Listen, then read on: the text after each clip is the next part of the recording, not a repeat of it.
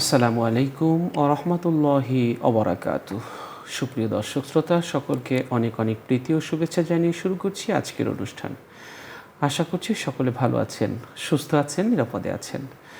দর্শক, আজ আমরা চমৎকার একটি বিষয় নিয়ে কথা বলবো, আর এ বিষয় নিয়ে আলোচনা করতে আমাদের স্টুডিওতে উপস্থিত হয়েছেন একজন বিশিষ্ট ইসলামী চিন্তাবিদ।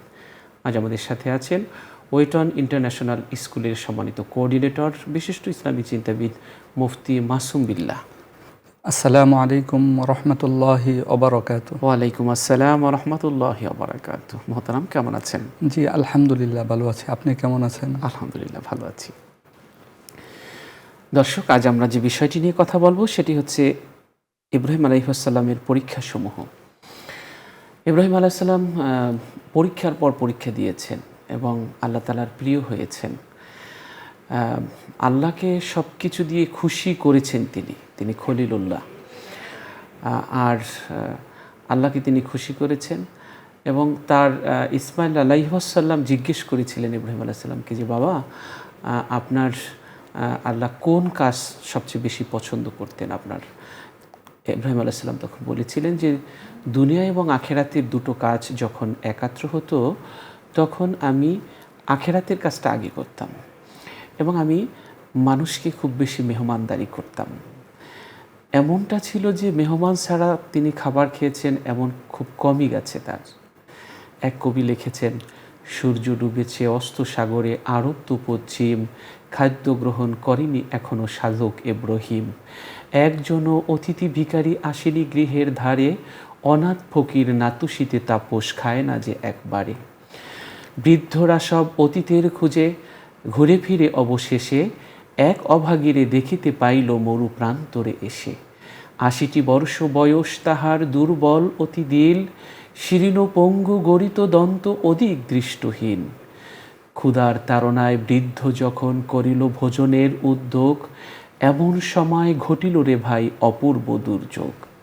হাহা করিয়া তাপস কহিল, আহা সর্বনাশ, ওরে আল্লাহর নাম মুখিতে না নিয়ে কেন মুখিতে তুলিলা গ্রাস। কহিল অতিথি, মানি না ও রীতি, আগেতে বাঁচাই প্রাণ, অগ্নিরে পুঁজি মানি না কো আমি আর কোনো ভগবান। রাগ হইয়া ইব্রাহিম কহিল, দূর হও দূর হও, আমার গৃহের অন্ন পানির তুমি অধিকারী নও। দৈব বাণীতে আল্লাহ কহিল, কি করলে ইব্রাহিম হায়, নিজে আমি যারে ৮০টি বছর বাঁচিয়ে রেখেছি প্রায়।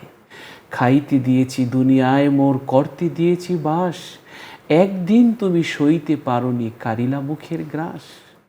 ইব্রাহিম আলাইহিসসালামকে আল্লাহ বললেন, সারা জীবন আমি তাকে খাওয়াইছি, আর তোমার দস্তারখানে আমার নাম না নিয়ে খাবার মুখে তুলেছি, তুমি উঠিয়ে দিলা, তাড়াতাড়ি আবার তাকে নিয়ে এসো, খাবার দাও।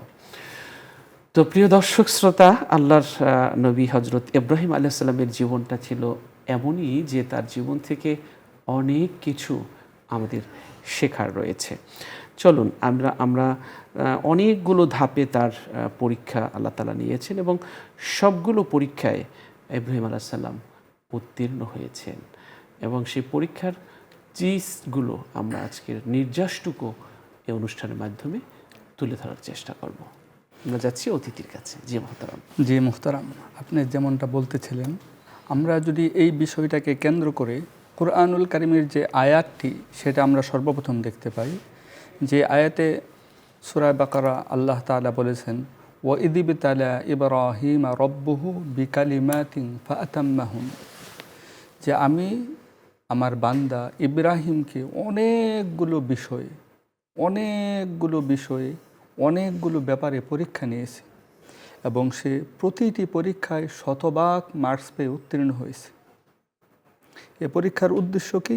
ইন্নী জাইলুকা লিন্নাসি ইমামা, ইব্রাহিম, আমি তোমাকে মানুষের জন্য ইমাম বানাবো, মানুষের জন্য অনুকরণীয় ব্যক্তি হিসাবে বানাবো। তাহলে এই ইমামকে, এই অনুসরণীয় ব্যক্তিকে জীবনের প্রতিটি ধাপ, প্রতিটি স্তরে উত্তীর্ণ হতে হবে। সেজন্যই আল্লাহ তাআলা হজরত ইব্রাহিম আলাইহিসসালামকে জীবনের নানা ধাপে, নানা পর্যায়ে, নানা উপায়ে পরীক্ষা নিয়েছেন এবং ইব্রাহিম আলাইহিসসালাম প্রতিটি পরীক্ষায় শতভাগ কৃতিত্বের সঙ্গে উত্তীর্ণ হয়েছেন। যেটা স্বীকৃতি আমরা কোরআনে দেখি। ফাআতাম্মাহুন, আল্লাহ তাআলা স্পষ্ট বলে দিয়েছেন যে পরিপূর্ণ করেছেন প্রতিটি পরীক্ষার ধাপ। তো আমরা সেইভাবে যদি আলোচনা করি তাহলে হযরত ইব্রাহিম আলাইহিসসালাতু ওয়াসসালামের আরেকটি উপাধিও কিন্তু আমরা জানি যে খলিলুল্লাহ। আমরা জানি সদিক, হাবিব, হালিম, এই সবগুলোই বন্ধু, কিন্তু ওনার যে একক একটি বৈশিষ্ট্য খলিলুল্লাহ। খলিল মানে হলো এমন বন্ধু যিনি পরীক্ষিত, জীবনের প্রতিটি ধাপে, জীবনের প্রতিটি বাঁকে, জীবনের প্রতিটি পরিস্থিতিতে, ভালো অবস্থায় মন্দ অবস্থায় যিনি বন্ধুর ডাকে সাড়া দেন, বন্ধুর জন্য এগিয়ে আসেন, বন্ধুর পাশে থাকেন, এইরকম বন্ধুকে বলা হয় খলিল। তো হযরত ইব্রাহিম আলাইহিসসালাতু ওয়াসসালামের উপাধি হলো এই খলিলুল্লাহ।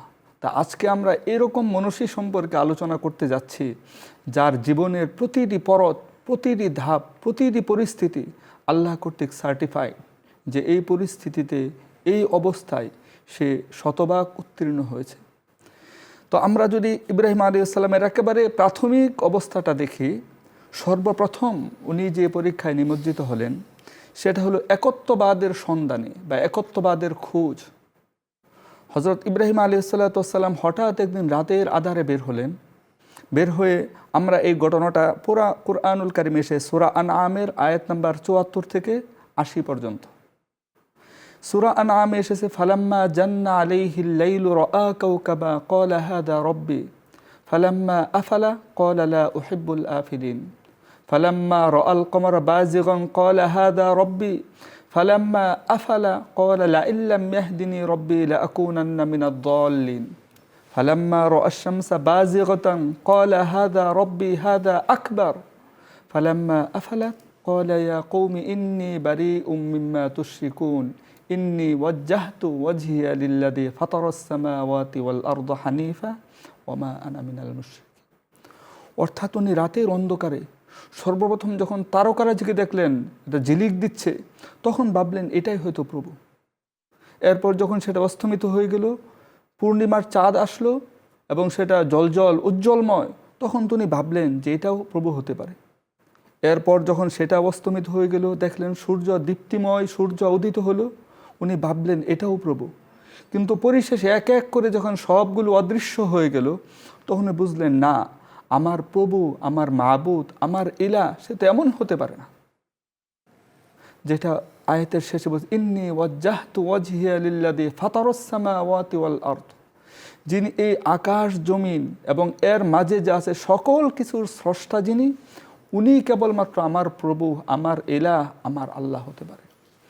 এইভাবে উনি প্রথম যে একটি শঙ্কা, একটি সত্যের খুঁজে উনি ছুটেছিলেন, এই সত্যের খোঁজা অবস্থায় উনি যে একটি পরীক্ষা, এই পরীক্ষায় উত্তীর্ণ হন এবং আল্লাহ তাআলার তাওহীদ এবং শিরিক মুক্ত জীবনে উনি চলে আসেন।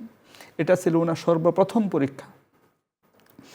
এরপর কিছুদিন পর উনি যখন আস্তে আস্তে এই সমস্ত সমাজের মূর্তি পূজক যে মূর্তিগুলো সমাজের বিপরীতে নানা ধরনের বিভ্রান্তি ছড়াচ্ছিলেন, তাদের বিরুদ্ধে যৌক্তিক একটি প্রমাণ উনি নিয়ে আসলেন এবং সেই যৌক্তিক প্রমাণ মানুষের চাক্ষুষ করার জন্য উনি একটা কাজ করলেন, অর্থাৎ সেই মূর্তিগুলো ভেঙে দিলেন।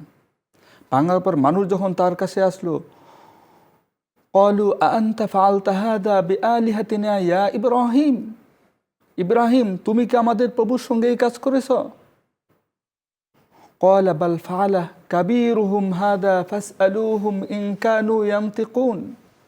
ইনি সরাসরি তাদের সে কথার উত্তর না দিয়ে পাশ কাটিয়ে বললেন, তোমরা যাদেরকে ইবাদত করো, যাদেরকে তোমাদের মাবুদ হিসাবে মানো, তাকেই জিজ্ঞাসা করো যদি সে কথা বলতে পারে।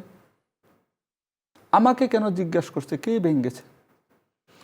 এইভাবে একটি শক্তিশালী দৃশ্যমান একটি যুক্তি মানুষের সামনে পেশ করে উনি দ্বিতীয় আরেকটি পরীক্ষায় নিমজ্জিত হন, কারণ তৎকালীন সমাজ ওনার এটা মেনে নিচ্ছিল না। এইভাবে কিছুদিন যাওয়ার পর উনি চূড়ান্ত পর্যায়ের আরেকটি পরীক্ষায় পড়েন, যখন উনি সরাসরি ওনার পারিবারিক যে প্রথা, পারিবারিক যে কুসংস্কার, আমরা জানি ওনার পিতা ওয়াইদ ক্বালা ইব্রাহিমু লিআবিহি আযার আতাত্তাখিযু আসনামান আলিহা ইন্নী আরাকা ওয়া কওমাকা ফি দালালিম মুবিন। এই আয়াতে উনি সরাসরি ওনার পিতা, আমরা জানি ওনার পিতার নাম আযার, উনি মূলত একজন মূর্তি পূজক ছিলেন এবং নিজ হাতে সেই মূর্তি নির্মাণ করতেন, মানুষকে মূর্তি পূজা করার জন্য উৎসাহিত করতেন এবং এই কাজে নেতৃত্বও দিতেন। উনি সেই ফ্যামিলির সন্তান হয়ে সরাসরি ওনার পারিবারিক যে প্রথা, পারিবারিক যে ঐতিহ্য, পারিবারিক যে নেচার, সেটার বিরুদ্ধচারণ করে তাদের বিরুদ্ধে বিদ্রোহ করলেন এবং বিদ্রোহ করে খুব স্পষ্ট ভাষায় তার পিতাকে বললেন, ইয়া আবাতি লিমা তা'বুদু মা লা ইয়াসমাউ ওয়ালা ইউবসিরু ওয়ালা ইউগনি আনকা শাইআ। হে পিতা, কেমন করে আমরা এমন জিনিসের ইবাদত করতে পারি যে আমাদের কথা শুনতে পায় না, আমাদেরকে দেখতে পায় না এবং আমাদের ভালো মন্দ কোনো কিছুই করতে পারে না। এইভাবে একের পরে এক প্রশ্নে জর্জরিত করে ওনার পিতার যে প্রথা, তাদের পারিবারিক যে প্রথা, সেটাকে উনি প্রত্যাখ্যান করে তৃতীয় পরীক্ষায় নিমজ্জিত হন। এভাবে যখন মানুষ নানাভাবে তাকে যুক্তির আলোকে তার সামনে টিকতে না পারে, তখন তারা একটি চক্রান্ত করে, ঠিক আছে ইব্রাহিমকে এইভাবে রক্ষা করা যাবে না, তার জন্য ফিজিক্যাল পানিশমেন্টের ব্যবস্থা করো, তাকে শারীরিক শাস্তির সম্মুখীন হতে হবে। তার জন্য তারা চক্রান্ত করে বিশাল অগ্নিকুণ্ড নির্মাণ করে এবং সেখানে হজরত ইব্রাহিম আলাইহিসসালামকে নিক্ষেপ করার চক্রান্ত করে। সেটাও আমরা দেখতে পাই যে সূরা আম্বিয়ার ভিতরে আল্লাহ তাআলা বলেন, ক্বালু হাররিকুহু ওয়ানসুরু আলিহাতাকুম ইন কুনতুম ফাইলিন, যে তোমরা যদি তোমাদের প্রভুদের কিছুটা সহযোগিতা করতে চাও, তাদের মন রক্ষা করতে চাও, মনোরঞ্জন করতে চাও, তাহলে কমপক্ষে ইব্রাহিমকে এই আগুনে নিক্ষেপ করে তাদেরকে সহযোগিতা করো। ফাআরাদু বিহি কাইদান ফাজআলনাহুমুল আসফালিন। এভাবে তারা এক এক করে চক্রান্ত করতে থাকে। তবে আল্লাহ তাআলা নৈরাশ হননি। আল্লাহ তাআলাও আগুনকে কুলনা ইয়া নার কুনি বারদা ওয়া সালামান আলা ইব্রাহিম, হে আগুন তুমি ইব্রাহিমের জন্য শান্তিময় হয়ে যাও। ইব্রাহিমের ঈমান যদি আজিও হয় কোথাও বৃদ্ধমান, অগ্নিকুণ্ড করতে পারে খুবসুরত এক গুলিস্তান। আলহামদুলিল্লাহ, কবি খুব সুন্দর বলেছেন। এটাই ইব্রাহিম আলাইহিসসালামের যে চতুর্থ পরীক্ষা, ওনাকে শারীরিকভাবে শেষ করে দেওয়া, শাস্তির সম্মুখীন করা, সেটাও তারা করেছে এবং উনি সেই পরীক্ষা আল্লাহ তাআলার উপর সবর রেখে, ধৈর্য রেখে, ওই যে আল্লাহ তাআলা বলছেন ফাআতাম্মাহুন, শতভাগ উত্তীর্ণ হয়েছেন। এই চতুর্থ পরীক্ষা শেষ করার পর পঞ্চম নম্বর পরীক্ষা ওনার চলে আসলো। ঠিক আছে, তাকে নানাভাবে যৌক্তিকভাবে তারভাবে টিকে না পারল না। তারপর হলো তাকে আগুনে নিক্ষেপ করেও তাকে দমানো যখন না যায়, তখন তাকে দেশান্তর করার তারা চিন্তা ভাবনা করলো। তখন যেমন কুরআনুল কারীমে সূরা আনকাবুতে আসছে, ফাআমানা লাহু লূত ওয়া ক্বালা ইন্নী মুহাজিরুন ইলা রাব্বি। আর সূরা সফফাতের ভিতরে আসছে ওয়া ক্বালা ইন্নী যাহিবুন ইলা রাব্বি সায়াহদিন। ঠিক আছে, সর্বশেষ পঞ্চম পরীক্ষা, উনি ওনার স্বজাতি, ওনার ঘর বাড়ি দেশ পুরাটা ত্যাগ করে উনি অন্য আরেক মক্কার দিকে, অন্য জায়গার দিকে উদ্দেশ্যে কি উনি যাত্রা করলেন। এই 5টা পরীক্ষা ছিল ওনার জীবনের প্রথম ধাপের পরীক্ষা। সর্বপ্রথম একত্ববাদের সন্ধান, দ্বিতীয় নাম্বার তাদের যৌক্তিক দলিলের মাধ্যমে তাদের উপাসনার বিরুদ্ধে অবস্থান, তৃতীয় হলো পারিবারিক যে প্রথা সেটার বিরুদ্ধে অবস্থান, চতুর্থ নাম্বার হলো এত বিশাল শারীরিক শাস্তি, সেটার সময় ধৈর্য ধরা, পঞ্চম হলো সর্বশেষ দেশান্তর হয়ে যাওয়া। এইভাবে এই 5টি ধাপ অতিক্রান্ত করে উনি জীবনের প্রথম স্তরটা শেষ করেন। এরপর শুরু ওনার দ্বিতীয় ধাপের পরীক্ষা। দ্বিতীয় ধাপের পরীক্ষা, সর্বপ্রথম পরীক্ষা হলো উনি যখন সফরে যাওয়া অবস্থায় ওনার বিবাহ হলো, দেশান্তর হলো সারা হাজেরার সঙ্গে। সেই বিবাহর পর দীর্ঘকাল উনি নিঃস্ব এককভাবে জীবনযাপন করতেছিলেন। এককভাবে জীবনযাপন, কোনো সন্তান নেই, সন্ততি নেই, উত্তরাধিকার নেই। এই থাকা অবস্থায় উনি বারবার আল্লাহ তাআলার কাছে রব্বি হাবলি মিনাস সালিহিন, যে আল্লাহ আমাকে একটি নেক সন্তান দান করেন। অনেকগুলো নেক সন্তান দান করেন, কিন্তু ওনার সন্তান হচ্ছিল না। দীর্ঘ সময়, প্রায় উলামায়ে কেরাম বলেন প্রায় 86 বছর বয়সে ওনার প্রথম সন্তান হয়েছে। আরও কেউ বলে আরও অনেক লম্বা সময় হতে পারে। মোট কথা হলো বিশাল একটি লম্বা সময় উনি নিঃসন্তান রয়ে গেছেন। আল্লাহ তাআলার কাছে দোয়া করার পরেও আগের প্রতিটি দোয়া সঙ্গে সঙ্গে আল্লাহ তাআলার কাছে চেয়েছেন, আগুনে নিক্ষেপ করেছেন, আল্লাহ বলেছেন নিয়ানার কুনি বারদা, সেটা শান্তিময় হয়ে গেছে। এখানে আল্লাহর কাছে সন্তান চাচ্ছেন, কিন্তু সন্তান হচ্ছে না। এই যে দীর্ঘ সময়ের অপেক্ষা, এটা ছিল তার জন্য আরেকটা পরীক্ষা। এখানে আল্লাহ তাআলা তাকে সবুর শিখিয়েছেন, যে কীভাবে ধৈর্য ধারণ করতে হয়, এবং ইনিও সেই দীর্ঘ পরীক্ষা শতভাগ উত্তীর্ণ হওয়ার পর আল্লাহ তাআলা তার জন্য ফাবাশশারনাহু বিগুলামিন হালিম, তাকে সুন্দর ধৈর্যশীল নেক সন্তানের আল্লাহ তাআলা সুসংবাদ দান করেন। এটা ছিল তার জন্য ষষ্ঠ পরীক্ষা, দ্বিতীয় ধাপের। এখন যখন সন্তান হয়েছে, ফ্যামিলি হয়েছে, পরিবার হয়েছে, এখন তার জন্য সপ্তম পরীক্ষা আবার কি, রব্বানা ইন্নী আসকানতু মিন যুররিয়াতি বিওয়াদিন গায়রি যি যারআন ইনদা বাইতিকাল মুহাররম। যে এই আদরের সন্তান দীর্ঘকাল পর দোয়ার বদৌলতে যখন সন্তান আসলো, আল্লাহ তাআলা বললেন এই সন্তান সন্ততি সহ তোমার স্ত্রীকে, আগে তুমি একা হিজরত করে চলে আসছিলা দেশান্তর হয়ে, এখন তাদেরকে বনাবাসে রেখে আসো। কোথায়? ইনদা বাইতিকাল মুহাররম, আমার গৃহের পাশে। এটা ছিল ওনার জীবনের কি সপ্তম পরীক্ষা। এই পরীক্ষা যখন দিতে হয় তখন উনি একাই ছিল না এই পরীক্ষায় অংশগ্রহণকারী। সেই পরীক্ষার ওনার সন্তান, ওনার স্ত্রী সহ, ওনার স্ত্রী জিজ্ঞেস করলেন, আল্লাহ আমারাকা বিহাদা, আপনি যে আমাদেরকে এইভাবে রেখে চলে যাচ্ছেন বনলতাহীন, জনমানবহীন এরকম মরুভূমিতে, আল্লাহকে আপনাকে এভাবেই নির্দেশ দিয়েছেন? উনি বললেন ক্বালা নাম, হ্যাঁ। তখন ওনার স্ত্রী উত্তীর্ণ হয়ে বললেন, ইদান ফাকালাত ইদান লা ইউযিউনাল্লাহ, তাহলে আল্লাহ তাআলা আমাদেরকে হতাশ করবেন না, আমাদেরকে লাঞ্ছিত করবেন না, আমাদের কোনো ক্ষতি করবেন না। মানে তাওয়াক্কুল কি পরিমাণ, এখান থেকে আল্লাহ তাআলা ওনার পুরো ফ্যামিলিকে তাওয়াক্কুল শিখিয়েছেন। প্রথমটাই শিখিয়েছেন হলো ধৈর্য, সবর, দ্বিতীয় ধাপের, আর এটাতে শিখালেন তাওয়াক্কুল, যে আল্লাহ তাআলার উপর ভরসা রেখে কিভাবে মানুষে চলে আসতে হয়, এবং সঙ্গে দোয়াও করে আসলেন, রব্বানা ইন্নী আসকানতু মিন যুররিয়াতি বিওয়াদিন গায়রি যি যারআন ইনদা বাইতিকাল মুহাররম। কি দোয়া? রব্বানা লিয়ুকিমুস সালাত। প্রথম কাজ হলো এদেরকে আপনি নামাজ প্রতিষ্ঠাতাকারী হিসেবে বানান। দ্বিতীয় দোয়া ফাজআল আফইদাতাম মিনান নাস, এবং মানুষের মন অন্তরকে তাদের দিকে ঘুরিয়ে দেন, যে মানুষের যেন মানুষের চলনে, কথাবার্তায়, প্রতিটা বিষয়ে যেন তাদের দিকে মাইল হয়ে যায়। এবং ওয়ারযুকহুম মিনাস সামারাত লাআল্লাহুম ইয়াশকুরুন, এবং তাদেরকে নানা ধরনের ফলমূলের রিজিক দেন। তিনটা দোয়া করছেন। প্রথম হলো নামাজ প্রতিষ্ঠাকারী বানান, মানুষকে তাদের দিকে ঘুরিয়ে দেন, তাদের মুখী করে দেন। তৃতীয় হলো তাদেরকে ফলমূল দ্বারা রিজিক দেন। তা আল্লাহ তাআলা তাদের সেই দোয়াটা কবুল করেছেন, যে আমরা এখনও দেখতে পাই যে তার ইসমাইল আলাইহিস সালাম সহ আমাদের নবী হযরত মুহাম্মদ সাল্লাল্লাহু আলাইহি সাল্লামের প্রতি মানুষকে আল্লাহ তাআলা কিভাবে মায়েল করে দিয়েছেন, পাগল করে দিয়েছেন। এবং এখন পর্যন্ত মক্কায় আমরা সারা বছর সেই ফলের সিজনে এবং সিজন ছাড়া সবসময় আমরা ফল ফুলের দ্বারা রিজিকও পেতে পারি। এটা ছিল ওনার সপ্তম পরীক্ষা। এবং দ্বিতীয় ধাপের দ্বিতীয় পরীক্ষা, দ্বিতীয় ধাপের তৃতীয় পরীক্ষা, যেটা সবচাইতে জটিল, তাদের বনবাস থেকে তাদেরকে যখন ফেরত নিয়ে আসলেন, কিছুদিন পর অতিক্রান্ত হলো, এখন আল্লাহ তাআলা ওনার কাছে চূড়ান্ত পরীক্ষা নিতে চাইলেন। সেটা আমরা দেখি সূরা সফাতের বেফালাম্মা বালাগা মাআহু সায়া ক্বালা ইয়া বুনাই ইন্নী আরা ফিল মানাম আন্নী আযবাহুকা।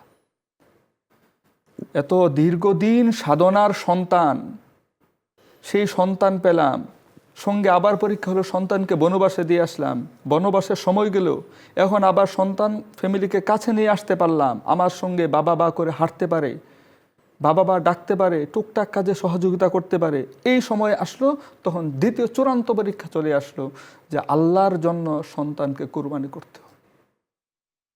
মানে এখানে আল্লাহ তাআলা ওনার কাছ থেকে পরীক্ষা নিচ্ছেন কিসের? ইসলামের, যে আত্মসমর্পণ কিভাবে করতে হয়। আমরা যে আল্লাহ তাআলা বললেন ইয়া আইয়ুহাল্লাযীনা আমানু উদখুলু ফিস সিলমি, তোমরা ইসলামে পরিপূর্ণরূপে গ্রহণ করো। ইসলাম কাকে বলে, সেই পরীক্ষা ইব্রাহিম আলাইহিস সালাতু ওয়াস সালামকে নিচ্ছেন। তো ইব্রাহিম আলাইহিস সালাতু ওয়াস সালাম সেই পরীক্ষা উত্তীর্ণ, ফালাম্মা আসলামা ওয়া তাল্লাহু লিল জাবিন। আল্লাহ তাআলা বলেন, যখন পিতা পুত্র উভয়ই নিজেকে সমর্পণ করে দিল এবং সন্তান জবাহের জন্য প্রস্তুত হয়ে গেল, আমি ডাক দিলাম, ওয়ানাদাইনাহু আইয়া ইব্রাহিম, ইব্রাহিম কদ সাদ্দাকতার রুয়া, ইব্রাহিম তুমি পরীক্ষায় পাশ করেছো।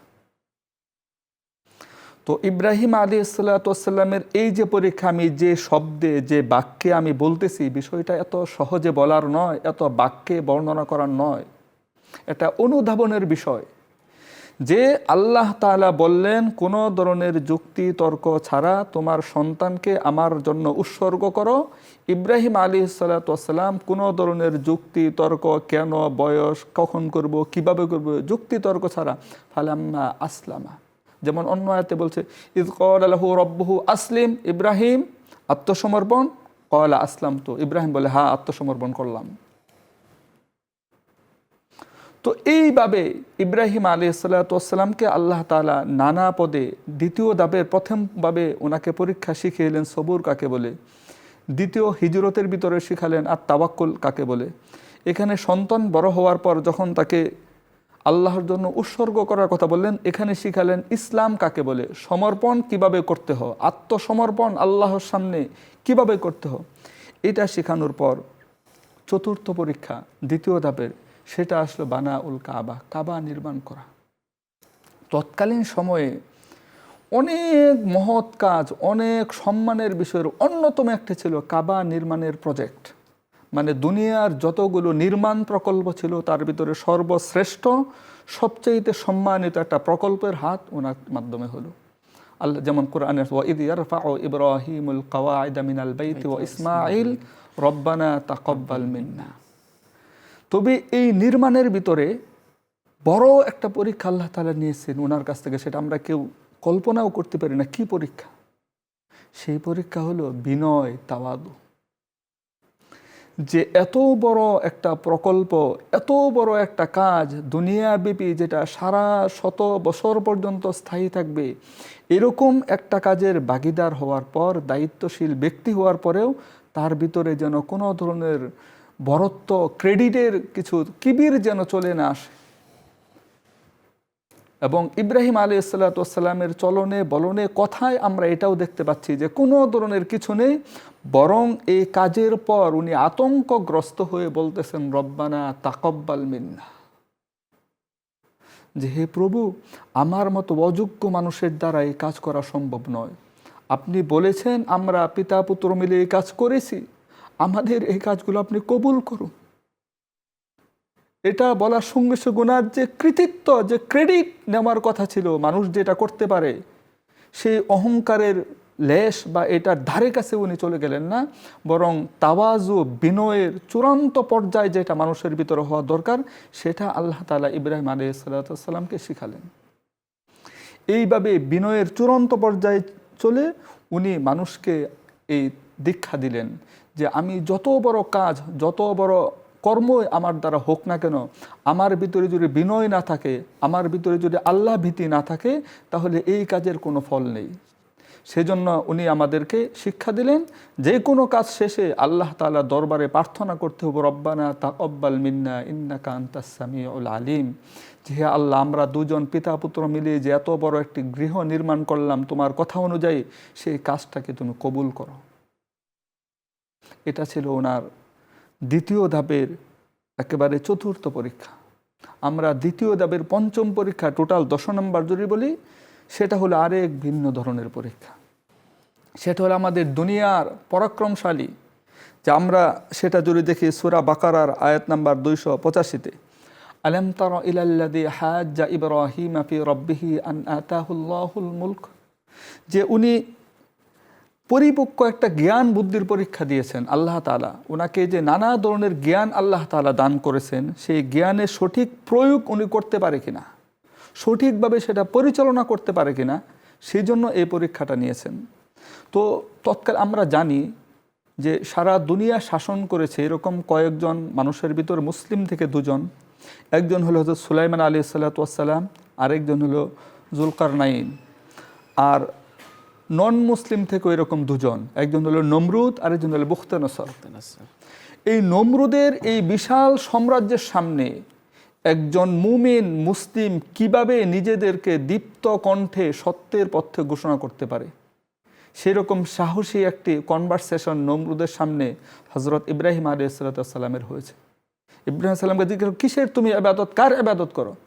ইব্রাহিম আলাইহিস সালাম বলল, আমি তারই ইবাদত করি যিনি সকল কিছু স্রষ্টা, যিনি মানুষকে জীবন দান করেন, মৃত্যু দান করেন, এই কিছু। তো নমরুদ খুব ধম্ব বলে বলল, আমিই তো মানুষের জীবন দান করি, আমিই তো মানুষকে মৃত্যু দেই। উনি দুইজন কয়েদিকে জেলখানা থেকে নিয়ে আসার জন্য নির্দেশ দিল, একজনকে সঙ্গে সঙ্গে মৃত্যু দিয়ে দিল, আরেকজনকে ছেড়ে দিল এবং বলল, ক্বালা আনা উহয়ি ওয়া উমীত, আমিই তো মানুষকে জীবন দান করছি, আমিই তো মানুষকে মৃত্যু দিচ্ছি। তখন ইব্রাহিম আলাইহিস সালাতু ওয়াস সালাম 30 সেকেন্ড। তখন ইব্রাহিম আলাইহিস সালাতু ওয়াস সালাম ওনার চূড়ান্ত পর্যায়ের প্রশ্ন তাকে ছুড়ে দিলেন যৌক্তিকভাবে, যে তাহলে ফা ইন্নাল্লাহ ইয়াতি বিশ-শামসি মিনাল মাশরিকি ফাতি বিহা মিনাল মাগরিব, আল্লাহ তাআলা, আমার আল্লাহ তো প্রতিদিন এই পূর্ব আকাশ থেকে সূর্যকে উদয় করান, আপনি আজকে পশ্চিম আকাশ থেকে সূর্যকে উদয় করান। ফাবুহিতাল্লাযী কাফার, তখন সেই মূর্খ শাসক একেবারে হতভম্ব হয়ে যায় এবং লাজবাব হয়ে যায়। এইভাবে ইব্রাহিম আলাইহিস সালাতু ওয়াস সালামকে আল্লাহ তাআলা একটি পরীক্ষায় ফেলে সেই পরীক্ষায়ও শতভাগ উত্তীর্ণ করেন। অর্থাৎ ইব্রাহিম আলাইহিস সালাতু ওয়াস সালামের জীবনের প্রতিটি বাঁকে কোথাও তাওয়াক্কুল আলাল্লাহ, কোথাও খৌফ, কোথাও সবর, কোথাও ইসলাম, কোথাও তাওয়াজু, কোথাও হচ্ছে নিজের ব্যক্তিত্ব, এই সকল বিষয়কে পরিপূর্ণ করার জন্য। কারণ ক্বালা ইন্নী জাইলুকা লিন-নাসি ইমামা, আমি তোমাকে মানুষের জন্য ইমাম বানাবো, মানুষের জন্য অনুসরণীয় অনুকরণীয় ব্যক্তি বানাবো।